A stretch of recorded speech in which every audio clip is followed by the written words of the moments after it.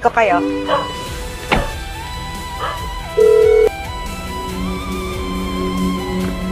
Dude, pero nakausap ko na yung mga pulis. Sige. Updatean tayo, ha? Wala, kasama ko naman si Tita Pres, eh. Mag-ingat ka dyan. Okay.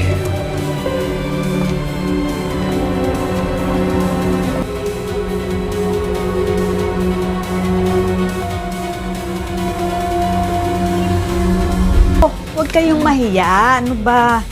Oh, yan yung panganay ko.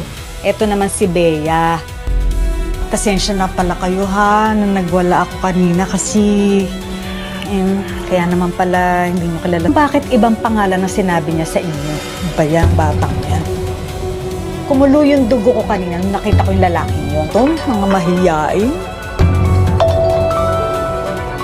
Pagkain. At laging sobra para sa amin.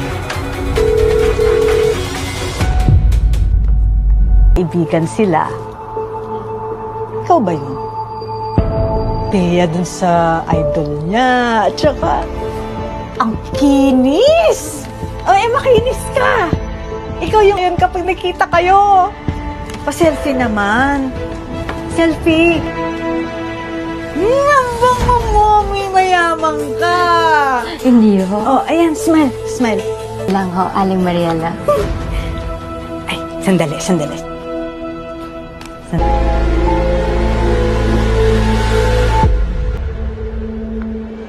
Si Bea ho ba yan? Sorry, hindi siya aayusin. Sorry kung ganun, wala tayong mag-order.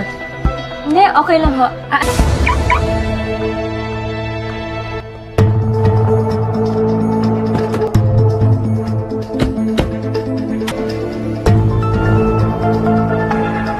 Ano pa pang hinihintay mo? Umalis na tayo, please.